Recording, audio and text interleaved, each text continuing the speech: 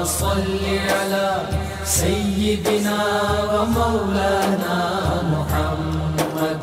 وعلى بسم اللہ الرحمن الرحیم۔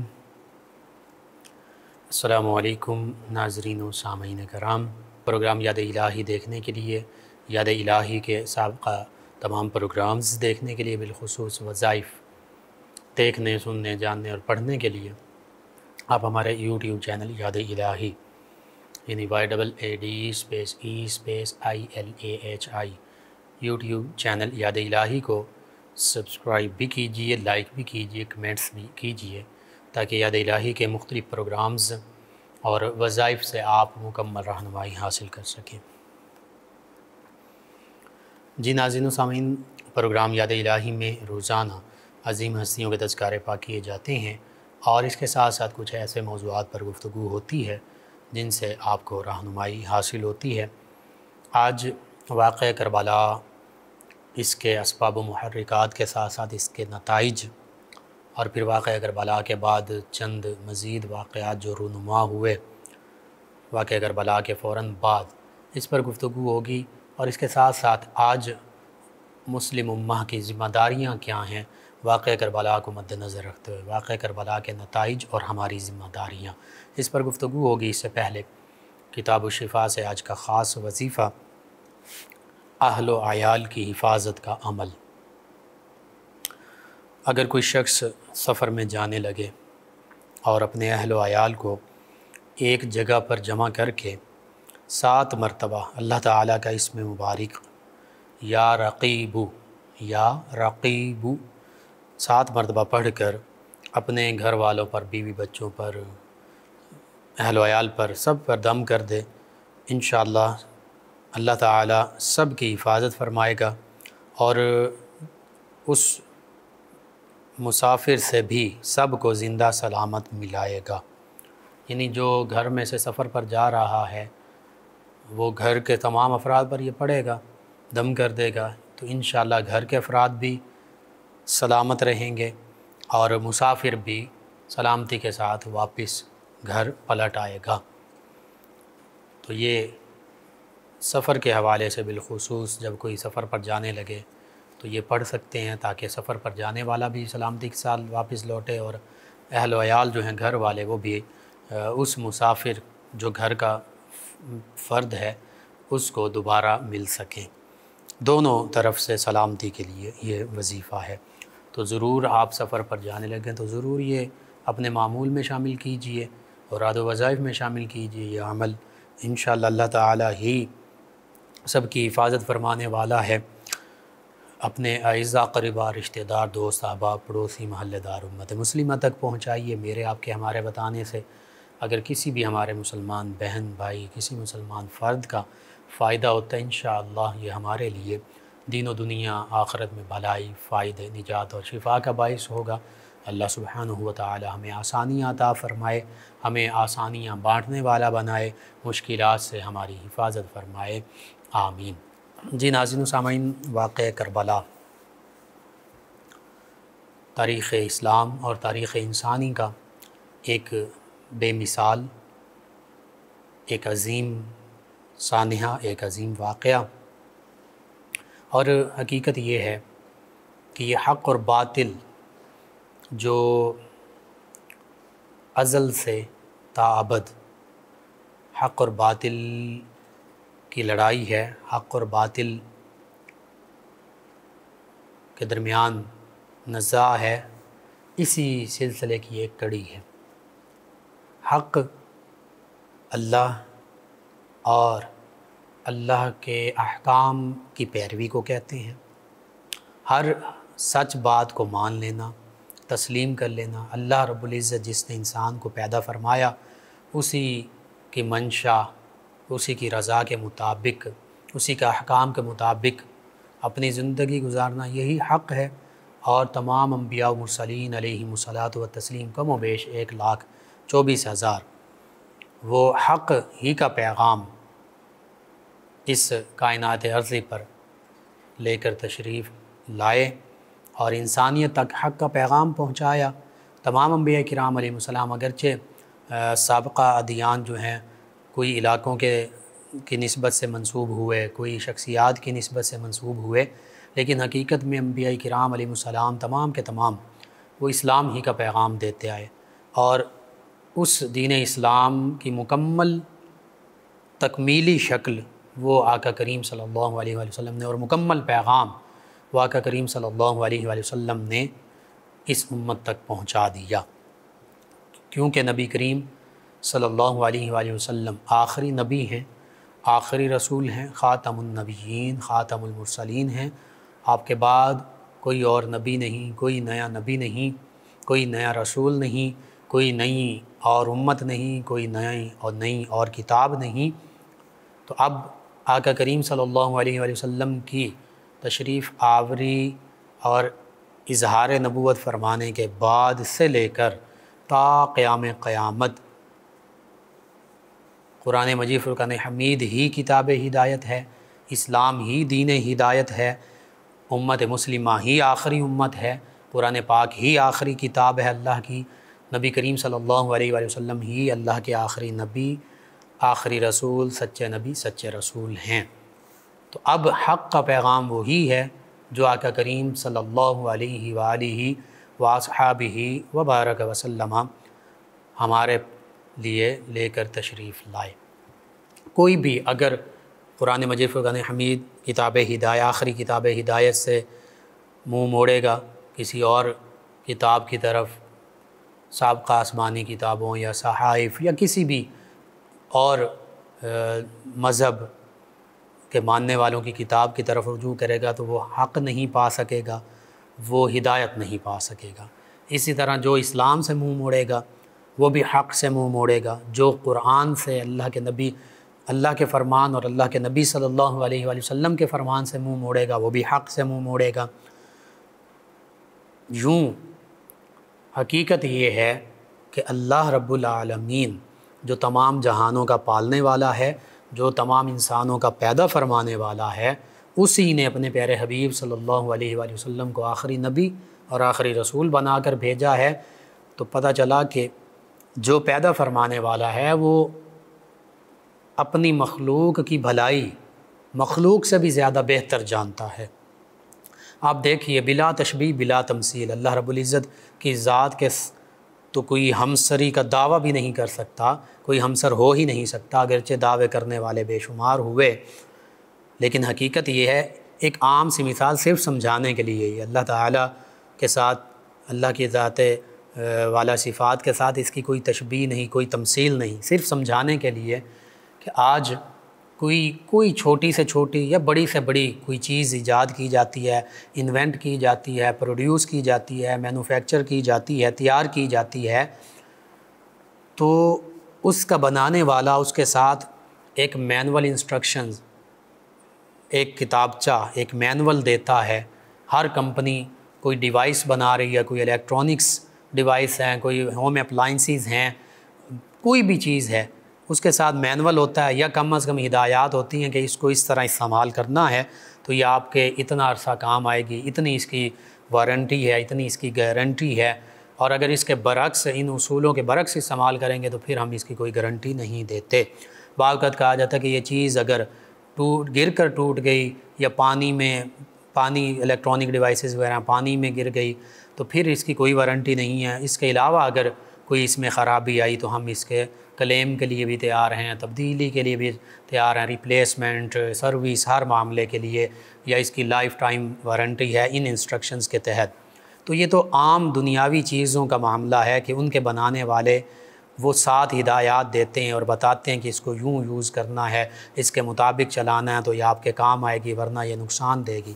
تو انسان جس کو تخلیق فرمانے والا اللہ رب العزت ہے، تو ہر دور میں انسان کی رہنمائی کے لیے کہ اس کی زندگی بہتر انداز کے ساتھ گزرے، یہ زندگی بھی بہتر ہو جائے، اخروی زندگی بھی بہتر ہو جائے، خرابی کا شکار نہ ہو،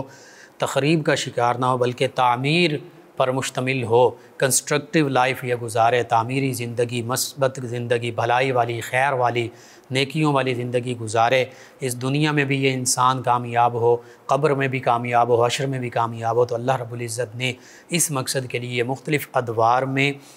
مختلف خطوں میں مختلف علاقوں میں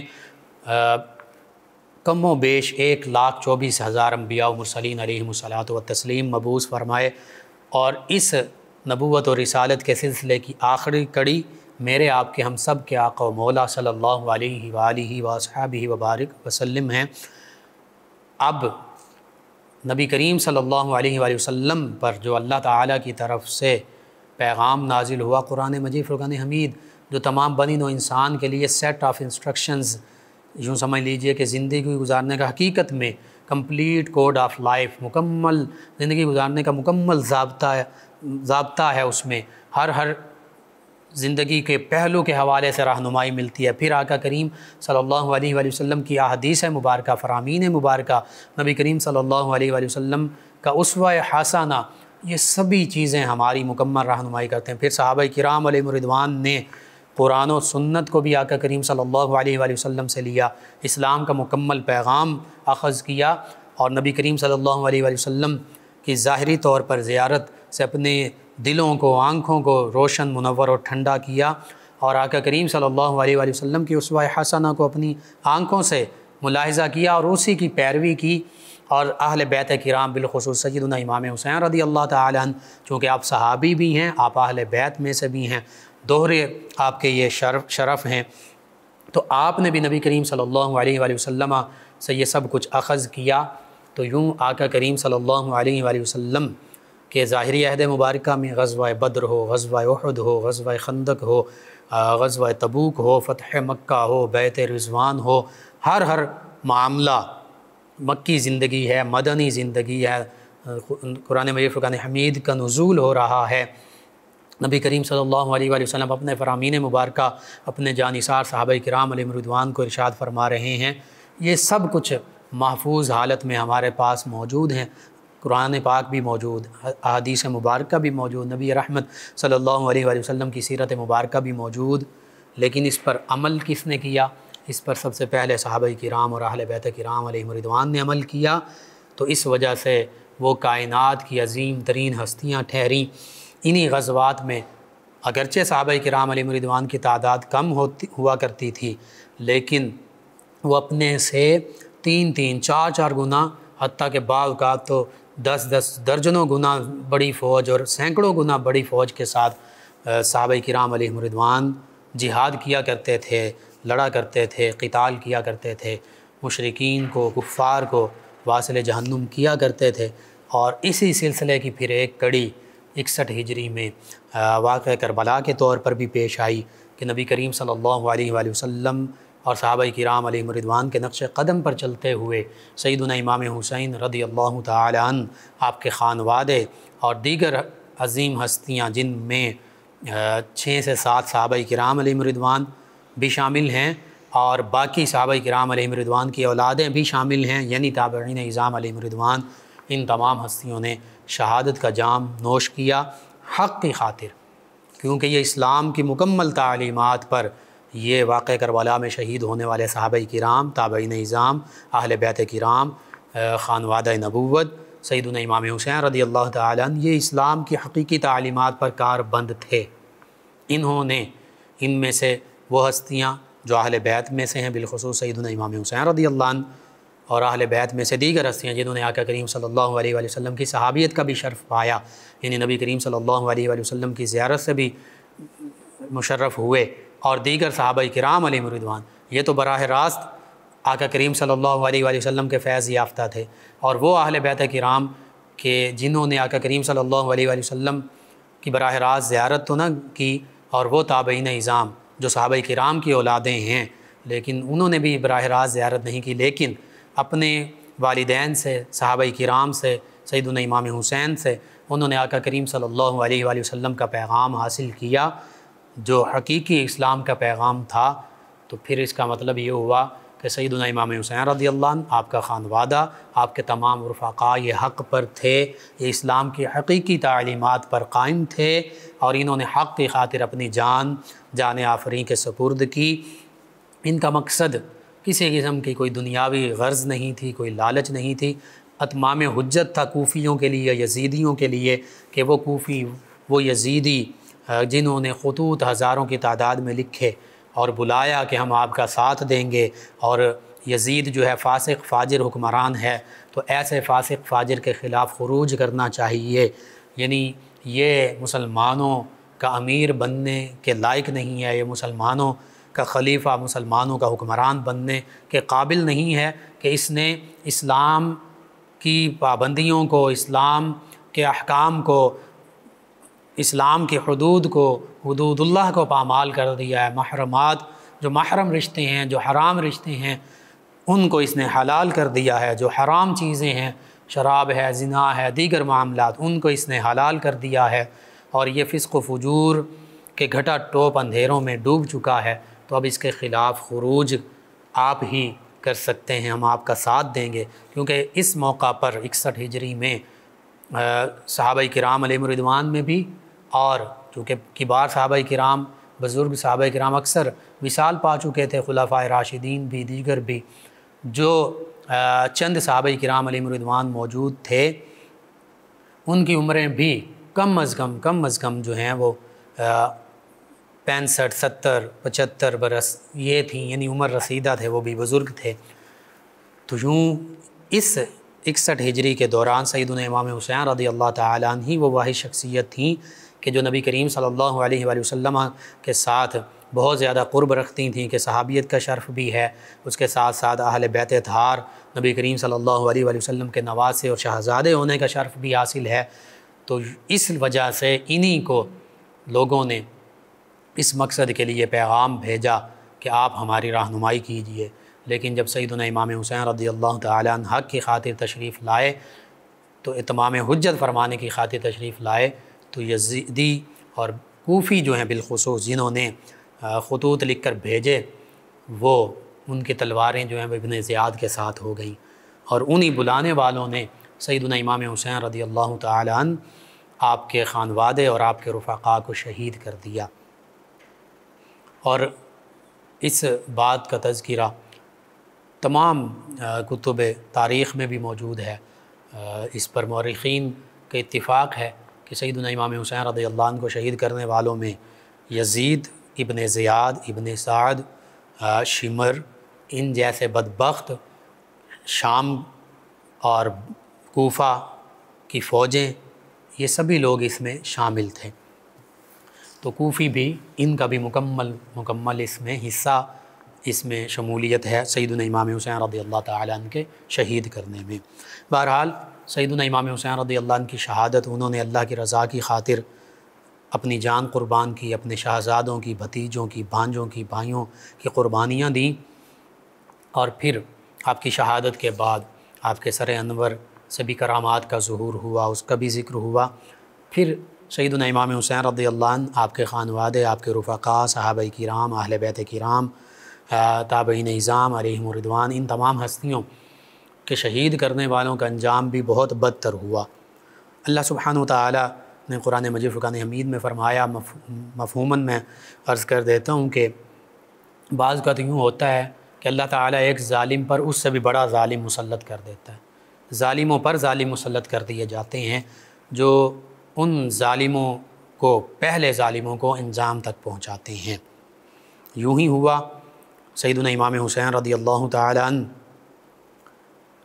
کو یزید ابن زیاد، ابن سعد، شمر، ذوالجوشن وغیرہ اور دیگر بدبختوں نے، جنہوں نے شہید کیا تھا، ان کا اپنا انجام بھی اچھا نہ ہوا، اس دنیا میں بھی یہ اپنے انجام بد کو پہنچے۔ مختار ثقفی خاص طور پر اس کا نام تاریخ میں ملتا ہے کہ سیدنا امام حسین رضی اللہ تعالیٰ عنہ کے جو قاتلین تھے، ان کو چن چن کر اس نے قتل کروایا، کسی کو سولی پر لٹکوا دیا، کسی کو اسی طرح سر قلم کر دیا، کسی کو زندہ جلا دیا۔ تو مختلف، خولی بن یزید جو ہے، اس کو بھی قتل کیا گیا، قتل کرنے کے بعد اس کو جلا دیا گیا۔ اسی طرح شمر ذوالجوشن جو تھا، سیدنا امام حسین رضی اللہ تعالیٰ عنہ کے مقابلے میں یہ آیا تھا، اس کو بھی قتل کرنے کے بعد اس کو کتوں کے آگے ڈال دیا گیا، کتوں نے اس کو چیر پھاڑ کر رکھ دیا۔ اسی طرح جو ابن زیاد تھا، اس کے ہاتھ پاؤں کاٹ کر اس کو تڑپنے کے لیے چھوڑ دیا گیا، دیگر کسی کو تیروں کا نشانہ بنایا گیا، کسی کا سر قلم کیا گیا، اور ان لوگوں کے بدبخت جسموں پر بھی، ان کی لاشوں پر بھی گھوڑے دوڑائے گئے، کسی کو نیزوں سے چھید کر مار دیا گیا۔ تو بہرحال اکثر جو قاتلین سیدنا امام حسین اور وعدہ نبوت کو شہید کرنے والے، سیدنا امام حسین رضی اللہ عنہ کو شہید کرنے والے صحابہ کرام علیہم الرضوان، اہل بیت کرام علیہم الرضوان، تابعین اعظام علیہم الرضوان کو جو شہید کرنے والے، ان میں سے اکثر کے ساتھ یہی ان کا انجام ہوا۔ حتیٰ کہ یزید کے حوالے سے بھی مختلف روایات ملتی ہیں۔ ایک روایت میں یہ بھی ہے کہ یہ ایک عورت، غالباً وہ کسی اور مذہب سے تعلق رکھتی تھی، نصرانیہ سے تعلق رکھتی تھی، اس کے وہ عشق میں مبتلا ہوا، اس نے اس کو شراب پہ لگایا اور اسی شراب کے نشے میں دھت ہو کر مر گیا۔ ایک یہ روایت ہے، اس کے علاوہ بھی روایات ملتی ہیں۔ لیکن دیکھیے آج سیدنا امام حسین رضی اللہ تعالیٰ عنہ کا نامی اس میں گرامی زندہ ہے، اور پھر اس یزید بدبخت نے یہ 64 ہجری میں اپنے انجام بد کو پہنچا، واقعہ کربلا سے تقریباً 3 برس بعد۔ اور جب یہ یزید اپنے انجام بد کو پہنچا، اس دوران اس سے پہلے اس نے اپنی افواج، لشکر وہ مدینہ طیبہ پر چڑھائی کے لیے بھیجے، مکہ المکرمہ پر حملہ کرنے کے لیے بھیجے۔ انہوں نے مکہ المکرمہ کعبۃ اللہ پر حملہ کیا، سنگ باری کرتے تھے، پتھر باہر سے پھینکتے تھے، وہاں پر کئی لوگ زخمی شہید ہوئے، حتیٰ کہ منجنیق ٹائپ جو اس وقت کی ایک اسلحہ تھا، جنگ کا سامان تھا، اس کے ذریعے سے آگ کے گولے، آگ اندر پھینکی گئی، جس سے غلاف کعبہ کو بھی آگ لگ گئی۔ یہ بھی یزید کے سیاہ کارناموں میں سے ایک کارنامہ ہے کہ مکہ المکرمہ کی حرمت کو بھی اس نے پامال کیا، پھر مدینہ طیبہ کی حرمت کو اس نے پامال کیا، حتیٰ کہ مدینہ طیبہ میں 3 دن اور 3 راتوں تک مسجد نبوی میں اذان اور جماعت اس کے لشکر نے نہیں ہونے دی، اس پر پابندی تھی۔ سیدنا سعید بن مسیب رضی اللہ تعالیٰ عنہ تابعی ہیں، صحابی کی غالباً آپ ایک صحابی ان کی اولاد ہیں غالباً۔ آپ فرماتے ہیں کہ میں مجذوب اور دیوانہ بن کر مسجد نبوی میں بیٹھا رہا، تو فرماتے ہیں کہ میں نبی کریم صلی اللہ علیہ وآلہ وسلم کے روضہ مبارکہ سے اذان اور اقامت کی آواز سنا کرتا تھا۔ بہرحال مدینہ طیبہ کی حرمت کو اس بدبخت نے پامال کروایا، اور پھر مکہ المکرمہ کی حرمت کو آقا کریم صلی اللہ علیہ وآلہ وسلم نے مدینہ طیبہ کو حرم، اللہ کی بارگاہ میں دعا کر کے اس کے لیے یہ دعا کی تھی، اور حرم اس کو مقرر فرمایا تھا۔ کعبۃ اللہ مکہ المکرمہ بھی اللہ تعالیٰ نے اس کو حرم بنایا، سیدنا ابراہیم علیہ السلام کی دعا قبول فرما کر۔ تو اس نے حرمین شریفین طیبین کی بھی بے حرمتی کی، نبی کریم صلی اللہ علیہ وآلہ وسلم کے اہل بیت کرام علیہ الرضوان کو شہید کیا، بے حرمتی کی، صحابہ کرام علیہ الرضوان کو شہید کروایا، تابعین اعظام علیہ الرضوان کو شہید کروایا۔ تو یہ سبھی یزید کے سیاہ پیشانی پر اس کے سیاہ کارنامے، سیاہ داغ موجود ہیں۔ تو یوں سیدنا امام حسین رضی اللہ تعالیٰ عنہ کی شہادت اور یہ واقعات، اس سے ہمیں یہ سبق ملتا ہے کہ اگر کوئی بدبختی پہ آ جائے تو وہ یزید بن جاتا ہے، اور وہ یزید کی طرح نہ مسلمانوں کی حرمت کا خیال رکھتا ہے، نہ نبی کریم صلی اللہ علیہ وآلہ وسلم اور نبی کریم صلی اللہ علیہ وآلہ وسلم کی ساتھ نسبت رکھنے والی ہستیوں اور چیزوں کا حیا کرتا ہے، وہ نبی کریم صلی اللہ علیہ وآلہ وسلم سے نسبت رکھنے والے اہل بیت کرام علیہ الرضوان کی حرمت بھی پامال کرتا ہے، ان کو بھی شہید کروا سکتا ہے، وہ صحابہ کرام علیہ الرضوان جنہیں نبی کریم صلی اللہ علیہ وآلہ وسلم سے نسبت ہے انہیں بھی شہید کروا سکتا ہے، وہ مدینہ طیبہ کی حرمت بھی پامال کروا سکتا ہے جو نبی کریم صلی اللہ علیہ وآلہ وسلم کا حرم ہے، اللہ نے حرم اس کو بنایا، وہ اللہ کے گھر کی حرمت بھی پامال کروا سکتا ہے، کعبۃ اللہ پر سنگ باری بھی کروا سکتا ہے۔ یعنی وہ اتنا شقی، اتنا بدبخت اتنا پلید ہو سکتا ہے کہ کہ جو باطل پر آ جائے تو یہ معاملہ ہو سکتا ہے بظاہر وہ اگرچہ کلمہ گو ہو لیکن اس کی بدبختی، بدباطنی، خبث باطن اتنا بڑھ جاتا ہے کہ پھر اس کی نظر میں نہ کعبۃ اللہ کی کوئی حرمت ہوتی ہے، نہ مدینہ طیبہ کی کوئی حرمت ہوتی ہے، نہ نبی رحمت صلی اللہ علیہ وآلہ وسلم کی حرمت کا کوئی پاس ہوتا ہے، نہ نبی کریم صلی اللہ علیہ وآلہ وسلم کی سے نسبت رکھنے والے اہل بیت کرام، صحابہ کرام، تابعین اعظام علیہم رضوان کا کوئی پاس، ان کی حرمت کا کوئی پاس ہوتا ہے۔ وہ پھر ہر سیاہ سے سیاہ کارنامہ کر گزرنے میں آگے سے آگے رہتا ہے۔ بہرحال غالباً ابھی یہ مدینہ طیبہ پر حملہ آور ہوئے تھے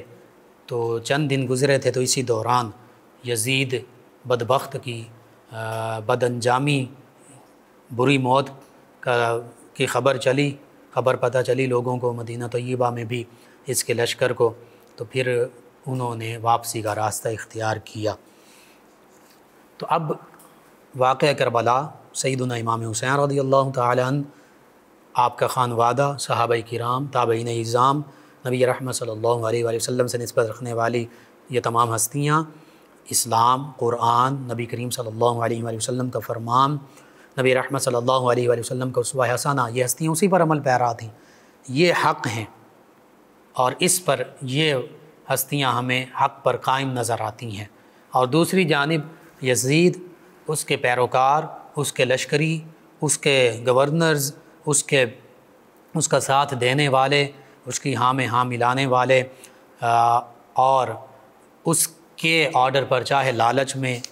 چاہے عہدے منصب کی وجہ سے، چاہے ڈر کی وجہ سے، چاہے وہ کوفی ہوں، چاہے وہ عراقی ہوں، چاہے وہ شامی ہوں، جو یزید ابن زیاد ابن سعد ان کے لشکر میں شامل تھے، جنہوں نے یہ ظلم کیا، یہ سبھی باطل پر تھے۔ تو آج ہمیں واقعہ کربلا سے یہ پتہ چلتا ہے کہ اگر کوئی حکمران، یزید چونکہ حکمران وقت تھا، اگر کوئی حکمران اسلام کی تعلیمات، قرآن کی تعلیمات، نبی رحمت صلی اللہ علیہ وآلہ وسلم کی تعلیمات، آپ کے اسوہ حسنہ، آپ کے صحابہ کرام، آپ کے اہل بیت کرام، مدینہ النبی، کعبۃ اللہ، ان کی حرمتوں اور ان کی عظمتوں کے خلاف جائے گا، چاہے وہ کوئی بھی ہو، تو پھر وہ باطل پر ہوگا، اور جو اعلانیہ فسق و فجور کا مرتکب ہوگا وہ باطل پر ہوگا۔ یزید اعلانیہ فسق و فجور کرتا تھا، شراب پیتا تھا، زنا کرتا تھا، محرمات رشتوں کو، حرام رشتوں کو، جن سے عقد نہیں ہو سکتا، ان کو اس نے حلال ٹھہرا دیا تھا۔ کون سی بدبختی، بدباطنی نہیں تھی کہ جو اس میں موجود نہ تھی؟ اور اسی وجہ سے یزید نے یہ کہا تھا، جب سیدنا امام حسین رضی اللہ تعالیٰ عنہ کا سر انور لایا گیا اس کے پاس، تو اس نے اپنی جاہلیت کا ثبوت دیتے ہوئے اس نے یہ کہا تھا کہ ہم نے بدر و احد کے جو اپنے بڑے تھے ان کے قتل کا بدلہ لے لیا۔ اس سے بھی پتہ چلتا ہے کہ یزید جو ہے وہ اسلام کی تعلیمات پر نہیں تھا، وہ اپنے آبائی تعصب، اگرچہ سیدنا امیر معاویہ رضی اللہ عنہ، سیدنا ابو سفیان رضی اللہ عنہ یہ صحابی رسول ہیں، ان کے بارے میں ہم وہی کہیں گے جو قرآن نے، جو اللہ کے نبی صلی اللہ علیہ وآلہ وسلم کے فرمان نے، جو اہل بیت کرام نے ان کی فضیلتیں بیان کی ہیں، وہی ہم بیان کرتے ہیں۔ لیکن بیٹے کا معاملہ جو ہے وہ باپ سے اس کا بدلہ نہیں لیا جاتا۔ سیدنا نوح علیہ السلام اللہ کے نبی ہیں، بیٹا جو ہے کنعان وہ کفر پر ہے، تو اللہ فرماتا ہے اِنَّهُ لَيْسَ مِنْ أَهْلِكَ، اے نوح علیہ السلام، اور بیوی بھی کفر پر تھی، تو فرمایا نوح علیہ السلام یہ آپ کی بیوی، یہ آپ کا بیٹا، یہ آپ کے اہل میں سے ہی نہیں ہے، یہ آپ کے قابل بھی نہیں ہے، اہل بھی نہیں ہے، آپ کے گھر والوں میں سے بھی نہیں ہے۔ بہرحال یزید نے جب یہ جملہ بولا تو اس سے یہ پتہ چلتا ہے کہ یزید جو ہے اس کا اسلام سے کوئی ظاہری طور پر بھی ناتا نہیں تھا، اور غزوہ بدر و احد کا وہ ذکر کر رہا ہے۔ اس سے مطلب یہ پتہ چلا کہ صحابہ کرام علیہم رضوان کے بارے میں بھی اس کے اندر، اہل بیت کرام علیہم رضوان کے بارے میں تو اس نے شہادت تک کا معاملہ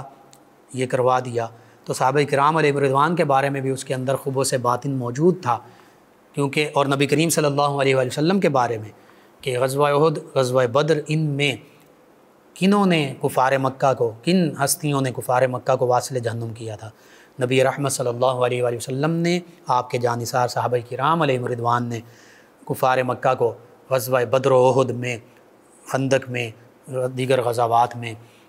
ان بالخصوص غزوہ بدر و احد میں کفار مکہ کو نبی کریم صلی اللہ علیہ وآلہ وسلم اور صحابہ کرام علیہ رضوان نے واصل جہنم کیا تھا۔ تو اس سے پتہ چلتا ہے کہ یزید کے دل میں نہ نبی کریم صلی اللہ علیہ وآلہ وسلم کی محبت تھی، نہ صحابہ کرام علیہ رضوان کی محبت تھی، نہ اہل بیت کرام علیہ رضوان کی محبت تھی۔ اسی وجہ سے نہ قرآن کی، نہ اسلام کی، نہ اللہ کے فرمان کا پاس تھا۔ اسی وجہ سے اس کی یہ سیاہ باطنی اس حد تک پہنچی کہ اس نے ان تمام حرمتوں کو پامال کیا۔ کعبۃ اللہ کی عظمت اس کے دل میں نہیں تھی، حتیٰ کہ کعبۃ اللہ کی بڑی شان ہے، بڑی عظمت ہے، پہلی نظر پڑنے سے گناہ معاف، جو دعا کریں دعا قبول ہوتی ہے۔ لیکن ایک موقع پر نبی کریم صلی اللہ علیہ وآلہ وسلم نے کعبۃ اللہ کا طواف کرتے ہوئے کعبۃ اللہ کو مخاطب کرتے ہوئے فرمایا کہ اے کعبۃ اللہ، تیری بڑی عظمت ہے، تیری بڑی فضیلت ہے۔ فرمایا لیکن بندہ مومن کی جو حرمت ہے وہ تجھ سے بھی بڑھ کر ہے، ایک عام ایمان والے کی حرمت کعبۃ اللہ سے بڑھ کر ہے۔ حالانکہ کعبۃ اللہ کی حرمت بڑی عظیم ہے، تو پھر ایک عام مومن کی اتنی حرمت، تو پھر تابعین اعظام علیہ رضوان جنہوں نے صحابہ کرام کی زیارت کی، ان کی حرمت کتنی ہوگی؟ خود صحابہ کرام علیہ رضوان جنہوں نے نبی کریم صلی اللہ علیہ وآلہ وسلم کی زیارت کی، ان کی حرمت کیا ہوگی؟ پھر اہل بیت کرام علیہ رضوان جو نبی کریم صلی اللہ علیہ وآلہ وسلم کے نوری وجود مسعود کا حصہ ہیں، ان کی حرمت کیا ہوگی؟ پھر مدینہ طیبہ، نبی رحمت صلی اللہ علیہ وآلہ وسلم کا حرم، مکۃ المکرمہ، ان کی حرمت، ان سبھی حرمتوں کو یزید نے پامال کیا۔ تو پتہ چلتا ہے کہ آج بھی اگر کوئی ان حرمتوں کا پاس نہیں رکھتا، کوئی کعبۃ اللہ کی حرمت کو پامال کرتا ہے، کوئی مدینہ طیبہ کی حرمت کو پامال کرتا ہے، کوئی آقا کریم صلی اللہ علیہ وآلہ وسلم کی ناموس اور حرمت کو پامال کرتا ہے، صحابہ کرام علیہ رضوان کی حرمت کو پامال کرتا ہے، ان کے بارے میں نازیبا لفظ بولتا ہے، یا اہل بیت کرام علیہ رضوان کی حرمت کو پامال کرتا ہے، ان کے بارے میں نازیبا گفتگو کرتا ہے، تو اس کا مطلب یہ ہے کہ وہ یزید ہی کا پیروکار ہے، وہ یزیدی سیاہ باطنی پر چل رہا ہے۔ اور اس کے برعکس جو کعبۃ اللہ کی حرمت کا بھی پاس رکھے، جو مدینہ طیبہ کی حرمت کا بھی پاس رکھے، اپنے گھر والوں، خود بھی صرف اس وجہ سے یہ صحابہ کرام، یہ اہل بیت کرام، یہ تابعین اعظام جو واقع کربلا میں شہید ہوئے، صرف اس وجہ سے مدینہ طیبہ اور مکۃ المکرمہ چھوڑا کہ ان کی حرمت پامال نہ ہو، یہاں پر خون ریزی نہ ہو۔ تو جو ان حرمتوں کا پاس رکھتے ہیں، جو آقا کریم صلی اللہ علیہ وآلہ وسلم کی حرمت، آپ سے نسبت رکھنے والے اہل بیت، صحابہ کرام، تابعین اعظام، قرآن مجید، احادیث مبارکہ، سیرت مبارکہ، کعبۃ اللہ، مدینہ طیبہ، ان حرمتوں کا پاس رکھتے ہیں، اس کا مطلب یہ ہے کہ وہ حسینی مشن پر ہیں، وہ سیدنا امام حسین رضی اللہ عنہ کے پیروکار ہیں۔ آج بھی ضرورت اس امر کی ہے کہ ہماری یہ ذمہ داری ہے، ہم نہ صرف زبان سے حسینی نہ بنیں، صرف زبان سے یا صرف زبان سے زبانی کلامی محبت کے دعوے کرنے والے نہ بنیں، بلکہ جو نبی کریم صلی اللہ علیہ وآلہ وسلم، اہل بیت کرام، صحابہ کرام علیہ رضوان، بالخصوص سیدنا امام حسین رضی اللہ عنہ کا تذکرہ پاک ہو رہا ہے، آپ کی جو تعلیمات ہیں، آپ کا جو اسوہ ہے، جو آپ نے حق کی خاطر جان قربان کی، اس کو مد نظر رکھتے ہوئے آپ کی تعلیمات اور ان تمام ہستیوں کے نقش قدم پر چلنے کی کوشش کریں، پھر ہی ہم اصل میں حسینی ہوں گے، ہمارا کردار حسینی ہوگا۔ کردار سے حسینیت کا پتہ چلتا ہے، گفتار سے نہیں، صرف کہہ دینے سے، زبان سے کہہ بھی دیا لا الہ تو کیا حاصل، دل و نگاہ مسلمان نہیں تو کچھ بھی نہیں۔ سیدنا امام حسین رضی اللہ عنہ، صحابہ کرام، اہل بیت کرام، تابعین اعظام، ان ہستیوں کے قلوب و اذہان، دل و نگاہ، ہر چیز مسلمان تھی، ایمان والے تھے۔ یہ آج بھی اسی چیز کی ضرورت ہے۔ اللہ سبحانہ وتعالی سے دعا، اللہ تعالی ہمیں ان عظیم ہستیوں کی کامل محبت اور ان کی کامل پیروی کرنے کی توفیق عطا فرمائے، ان کے تصدق سے عالم اسلام کو سربلندیاں عطا فرمائے، آمین۔ اللہم صلی علی سیدنا و مولانا محمد وعلی فرما رہے ہیں پروگرام یاد الہی۔ ناظرین سامعین، اس دوران میں جوائن کیا محسن جٹ صاحب ہیں 74 گاف بے برسین سے، کہتے ہیں سر آپ کا پروگرام بہت اچھا ہوتا ہے، آپ کی آواز اور بولنے کا انداز بہت اچھا ہے۔ چلیں جی، آپ کا حسن سماعت ہے، شکریہ۔ عثمان ظفر صاحب ہیں، کہتے ہیں انکل جی صدا سلامت رہیں، سیدنا امام حسین رضی اللہ عنہ نبی کریم صلی اللہ علیہ وآلہ وسلم سے کیسے مشابہت ہے؟ جی غالباً یوں ہے، سیدنا علی المرتضیٰ بھی فرماتے ہیں کہ امام حسن سر انور سے لے کر سینے تک نبی کریم صلی اللہ علیہ وآلہ وسلم کے مشابہ، اور سینہ سے لے کر پاؤں تک سیدنا امام حسین رضی اللہ عنہ یہ نبی کریم صلی اللہ علیہ وآلہ وسلم کے مشابہ تھے۔ ڈوگر برادران انہوں نے ہمیشہ کی طرح ہمیں جوائن کیا، آپ کا شکریہ۔ 208 چک ڈوگرا والا سے سانگلہ ہل سے سیماب ہیں، انہوں نے کہا السلام علیکم۔ جی وعلیکم السلام۔ انہوں نے کہا کہ آپ کے پروگرام سے بہت کچھ سیکھنے کو ملتا ہے، اور جانوروں کے دانے نکلے ہوئے ہیں یا لمپی سکن وغیرہ، اس کے حوالے سے کوئی وظیفہ؟ جی اس حوالے سے ایک تو یہ ہے کہ سورہ فاتحہ یہ سورۃ الشفاء ہے، اس کو 7 مرتبہ پڑھیں، اور اس کے علاوہ یا سلاموں کی کثرت کریں، اول آخر درود پاک تعداد میں پڑھ کر اس پر دم کریں، اور انشاءاللہ اللہ سے دعا کریں، اللہ تعالیٰ ہی شفا عطا فرمانے والا ہے۔ ایک اور لسنر ہیں شہریار علی فاروقی صاحب، کہتے ہیں السلام علیکم۔ جی وعلیکم السلام۔ کہتے ہیں کہ امید کرتا ہوں آپ ٹھیک ہوں گے، اور انہوں نے کہا کہ 14 اگست ہے کل، تو اس حوالے سے جو شہدائے پاکستان ہیں ان کے لیے فاتحہ اور کل شریف جو ہے یہ پڑھ کر اصالہ ثواب کیے جائیں۔ جی بالکل، سبھی امت مسلمہ بالخصوص سبھی مسلمان پاکستانیوں کو یہ عمل کرنا چاہیے۔ اس کے علاوہ ہمیں جوائن کیا ایک اور لسنر ہیں، غالباً انہوں نے نام نہیں لکھا، کہتے ہیں السلام علیکم۔ جی وعلیکم السلام۔ انہوں نے کہا کہ کچھ دن سے طبیعت ٹھیک نہیں ہے، دل کسی کام کو نہیں کرتا، عجیب سی گھبراہٹ ہے، سر بھی وزنی رہتا ہے۔ جی آپ ایک تو باوضو رہیں، نماز اور تلاوت اس کی کثرت، اور بالخصوص جو آپ نے خاص کنڈیشن بتائی اس حوالے سے 2 چیزیں کریں، ایک تو درود پاک زیادہ سے زیادہ پڑھیں، کوئی سا بھی درود پاک،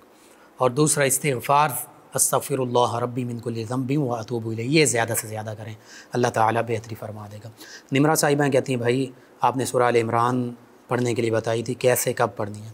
جی اگر تو شادی کے لیے پوچھا ہے تو پھر یہ بچیوں کے لیے ہوتا ہے کہ وہ جمعۃ المبارک کے دن 313 مرتبہ پڑھیں، اس کے علاوہ کثرت سے پڑھیں آیت مبارکہ 9 سورہ آل عمران کی، اور ویسے اگر گھر میں آسیب یا اس طرح کا کوئی معاملہ ہے، جنات کی شرارتیں وغیرہ، تو سورہ بقرہ 40 دن تک روزانہ پڑھی جائے۔ ایک اور ہمارے لسنر ہیں فیصل صاحب، کہتے ہیں کہ بڑے ہوئے پیٹ کے لیے کوئی وظیفہ بتا دیں۔ جی اس کا طبی علاج بھی ہوتا ہے، وہ بھی کروائیے، پرہیز بھی ضروری ہے، اس میں ورزش بھی ضروری ہے، اور میں یہی کہوں گا کہ آپ یا شافی الامراض اس کو کثرت سے پڑھیں، اور یا سلامو کثرت سے پڑھیں، اللہ تعالیٰ شفا عطا فرمائے گا۔ آپ تمام ویورز لسنرز کا شکریہ، آپ ہمیں جوائن کرتے ہیں، پروگرام یاد الہی میں شامل ہوتے ہیں، اپنے فیڈ بیک سے ہمیں آگاہ کرتے ہیں۔ ناظرین و سامعین، پروگرام یاد الہی کا وقت ختم ہو جاتا ہے، انشاءاللہ کل صبح دوبارہ آپ سے ملاقات ہوگی پروگرام یاد الہی میں۔ اپنے میزبان محمد لقمان رضا اور ہماری ٹیم کو اجازت دیجیے، اللہ نگہبان۔ اللهم صل على سيدنا ومولانا